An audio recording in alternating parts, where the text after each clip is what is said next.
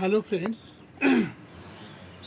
আজ আমি আমার টেরেস গার্ডেন অর্থাৎ ছাদ গার্ডেনে আপনার এমনভাবে বিনা রাসায়নিক সার ইউজ করে অনলি অর্গানিক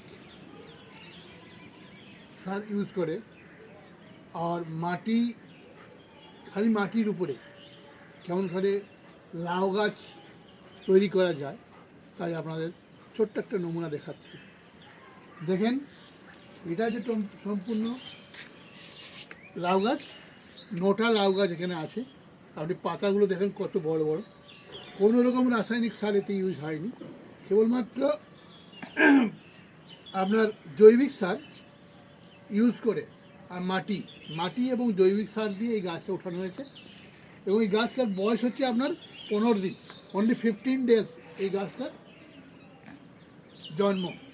গাছটা উপরে উঠে গেছে, উপরে আপনারা দেখাচ্ছি কত লাউয়ের যে ছোট ছোট মানে ফুল এবং হয়েছে, লাউ হয়েছে, অসংখ্য লাউ আছে। আপনি উপরে দেখতে পারবেন, দেখাচ্ছি আপনাকে এই গাছটা উপরে দেখাচ্ছি আপনাদের।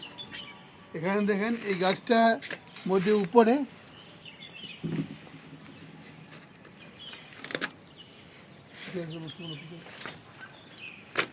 অসংখ্য জালি এখানে হয়েছে, মানে লাউয়ের ফুল ফুটতে যাচ্ছে। আপনার এই সপ্তাহের মধ্যে হয়তো ফুল হবে। এখানে দেখেন, এখানে দুটো আছে, এ সাইডে দেখেন এখানে আছে একটা, আবার এখানে আছেন দেখেন দুটো, ওখানে দেখেন একটা আছে, মানে অসংখ্য। এ দেখেন একটা, এখানে দুটো, এখানে দুটো আছে, আর এখানে একটা আছে, এধারে আছে, এখানে অসংখ্য, মানে আমরা কমসে কম 15-20 খানা লাউ হতে যাচ্ছে। 10 দিনের মধ্যে এগুলো লাউয়ে রূপান্তরিত হবে আমার আশা করা যায়।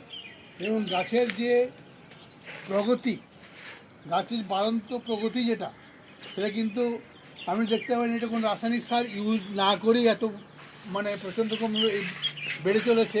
এটা একটা নমুনা। এটা কিন্তু টোটালি কোনো রকম মানে রাসায়নিক সার আমরা ইউজ করিনি। আর মাটি আছে আর ভার্মি কম্পোস্ট, এই দুটো জিনিসের উপরে এই গাছটা লাগানো। দেখেন এই গাছটার বয়স হচ্ছে 15 দিন, এবং 15 দিনের মধ্যে গাছটা এরকম হয়েছে। 20-25 দিনের মধ্যে এ ফল দেওয়া শুরু করবে। এটাই হচ্ছে আপনাদের সামনে একটা নমুনা ছোট্ট লাউ গাছের। এবং এরপরে আপনাকে অন্যদিন আমি আরেকটা নমুনা নিয়ে আসবো আপনাদের সামনে। এরকম জৈবিক সার আমার এই পুরো যে টেরেস গার্ডেন, এই পুরো টেরেস গার্ডেনের সমস্ত জিনিসগুলোই কিন্তু জৈবিক সারের উপরে তৈরি। নমস্কার।